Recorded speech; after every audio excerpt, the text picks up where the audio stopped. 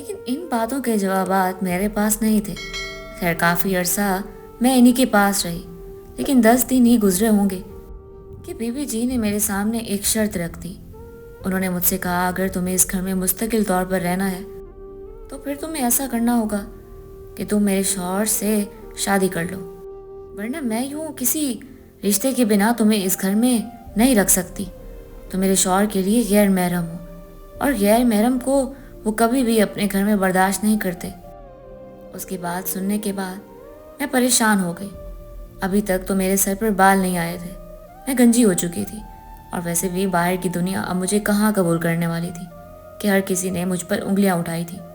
मैं बहुत ही मजबूर हो चुकी थी, इसलिए मैंने खामोशी से बीबी जी की बात पर सर झुका दिया और उसके बुरे शौहर के साथ मैंने निकाह कर लिया। हम दोनों के दरमियान निकाह हो चुका था, लेकिन उसने कभी भी मेरी तरफ आने की कोशिश ना की, और ना ही मैंने कभी उसकी तरफ जाने की कोशिश की। लेकिन उनको कभी भी किसी चीज़ की ज़रूरत होती तो मैं उनको फ़ौरन ही जा कर देती, लेकिन वो अक्सर अपनी पहली बीवी के पास ही रहा करते थे, और मुझे इस चीज़ से कोई फ़र्क नहीं पड़ता था, क्योंकि वह एक पूरे आदमी थे और हम दोनों के दरमियान निकाह इसी मुआहदे पर हुआ था कि वो ना तो मुझे हाथ लगाएंगे और ना ही कभी उनके पास जाऊंगी। और फिर ऐसा ही होने लगा था। मैं इस घर में उनकी दूसरी बीवी के तौर पर रहने लगी। अक्सर मैं देखती थी कि इस घर में वो कमरा बंद रहता था, उस पर एक बहुत बड़ा ताला लगा हुआ है और ये ताला कभी ना खुला, इसलिए तो इस ताले पर इतना जंग पड़ चुका था। यूँ लगता था कि चाबी से खुलने पर भी वो नहीं खुलेगा और इसे सिर्फ तोड़ना ही पड़ेगा। और उसके साथ साथ अब मुझे तजस्सुस हो रहा था कि ना जाने बीबी जी के कमरे में वो दो जाए नमाजें हमेशा क्यों बिछी रहती हैं। वो दोनों उन्हीं पर नमाज अदा करते हैं और फिर उन्हें वहीं पर छोड़ देते हैं।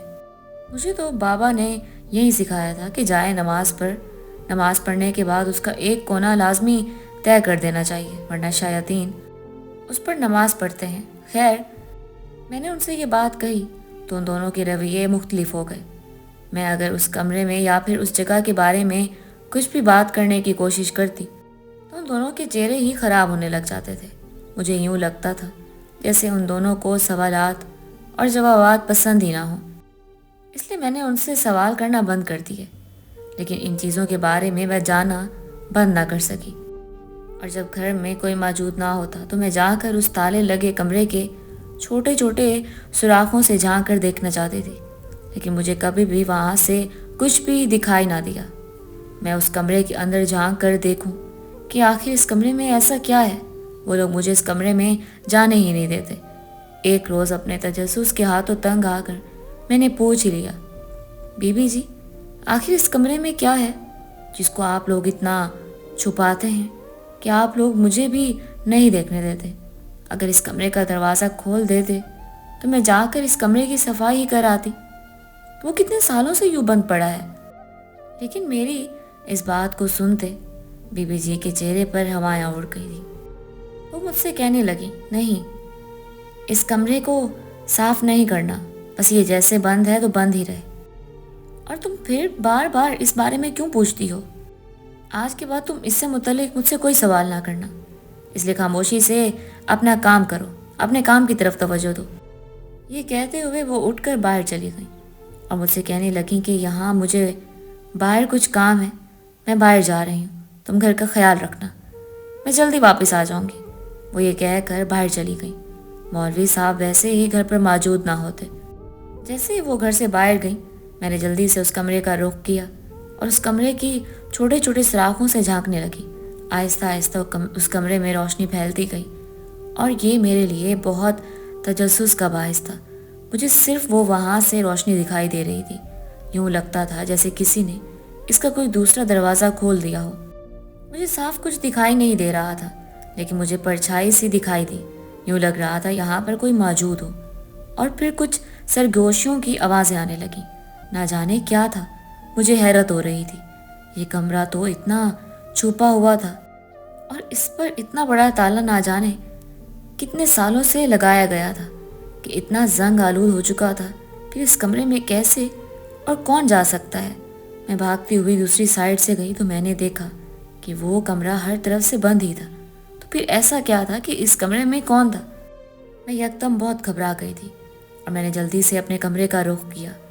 और जब तक बेबी अपने घर वापस ना आई तब तक मैं अपने कमरे से बाहर ना निकली। लेकिन मैंने इनसे इस बारे में कोई जिक्र ना किया।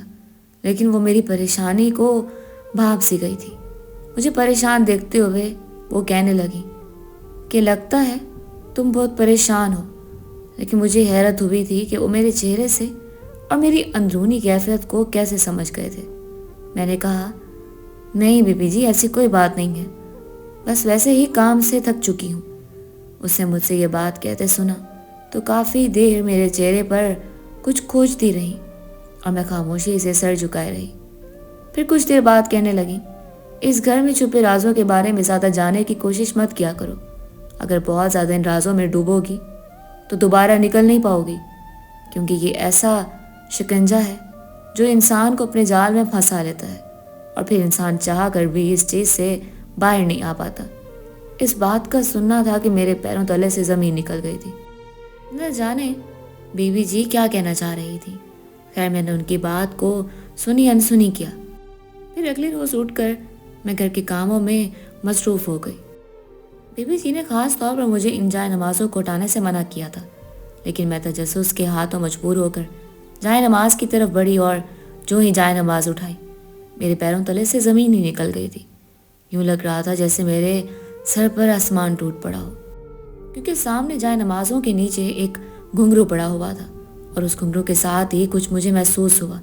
मैंने दोबारा से जाए नमाज वहीं बिछाई और वापस मुड़ी, लेकिन एक बार फिर से कुछ ख्याल आने पर मैंने दोबारा से जाए नमाज उठा कर देखा तो वहाँ पर एक तय खाना का दरवाज़ा था। मैंने जल्दी से वो दरवाज़ा खोला और मौका पाते ही मैं अंदर घुस गई। जो ही मैं अंदर घुसी मेरे पैरों तले से ज़मीन निकल गई, क्योंकि यहाँ पर नीचे काफ़ी सारी मेरी हम उम्र लड़कियाँ और काफ़ी सारी औरतें कैद थीं और वो ज़ोर ज़ोर से चिल्ला रही थी, लेकिन उनके चेहरे पर पट्टियाँ बंधी हुई थी। अचानक ही मैंने जल्द से जल्द इस घर से जाने का फैसला किया। मैंने इधर उधर देखते हुए एक औरत के मुंह से पट्टी उतारी और मैं उससे पूछने लगी कि आखिर ये क्या माजरा है। तो उसने मुझे बताया कि ये कोई मौलवी का घर नहीं और इसमें रहने वाला कोई मौलवी और पर्देदार औरत नहीं, बल्कि ये दोनों मिली जुली साजिश कर रहे हैं। बल्कि ये दोनों अपना काम धंधा चलाते हैं। ये इनका कोठा है और यहाँ पर लोग आते हैं और जो कमरा तुम बंद देखती हो ये कमरा दूसरी साइड से खुलता है और इसमें तबले और घुंघरों का सारा सामान रखा हुआ है जो हमें यहाँ नीचे लाकर दे दिया जाता है और फिर हमारे साथ एक अजनबी इंसान को ठहरा दिया जाता है। जो भी औरत यहाँ से मुजरा करती है उसे उस शख्स के हवाले कर दिया जाता है और हम सब का एक एक बार निकाह उस मर्द से हो चुका है जिस मर्द से तुम्हारा निकाह हो चुका है। ये बात जाननी थी कि मुझे यूं लगा जैसे मेरे कानों में किसी ने पिघला हुआ शीशा डाल दिया हो। उसकी ये सारी बात सुनकर मेरी आंखों से आंसू बहने लगे, लेकिन मुझे जल्दी से ख्याल आया कि बेबी जी तो नीचे आ चुकी होंगी।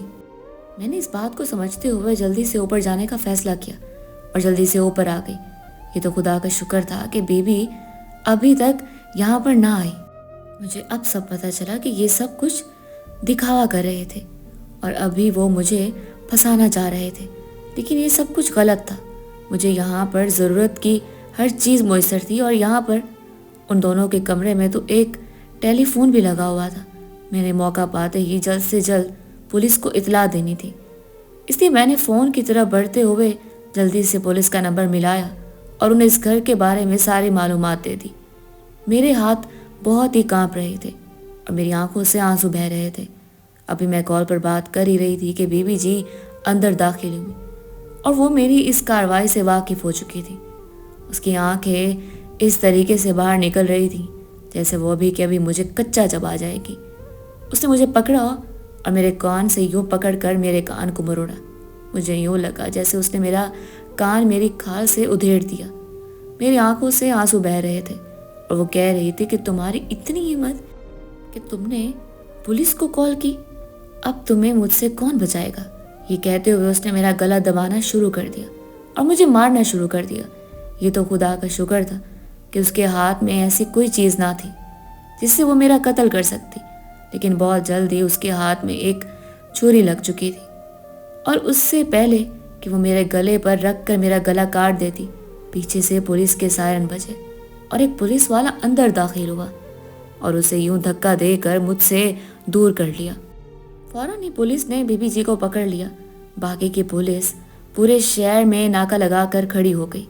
جب مولوی صاحب انہیں آتے دکھے تو انہوں نے اسے بھی پکڑ لیا اور پھر میرے ساتھ سبھی لڑکیوں کو آزاد کر دیا گیا۔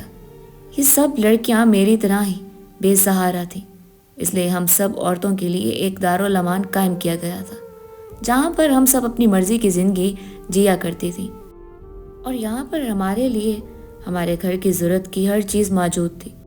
اور رہی بات مولوی صاحب اور اس کی بیوی کی، تو بعد میں پتہ چلا کہ وہ دونوں بہت بڑے گینگ کا حصہ تھے، اور وہ جہاں کہیں بھی کسی مسلم عورت کو دیکھتے فوراً اسے گھر لے آتے اور اس پر اعتماد جتاتے کہ وہ ان پر اعتماد کر لیتی، اور اسی طرح سے تو وہ معصوم لڑکیوں کو اپنی جال میں پھنساتے تھے۔ اور دوسری طرف چچی جان کے بیٹے نے بھی مجھے ڈھونڈ لیا تھا۔ چچا جان اور ان کے بیٹے نے مجھے ڈھونڈا، اور پھر چچا جان نے اپنی مرضی سے میرا نکاح اپنے بیٹے کے ساتھ کر دیا تھا۔ چچی جان نے جو بھی میرے ساتھ کیا تھا وہ اپنے کیے پر بہت شرمندہ تھی۔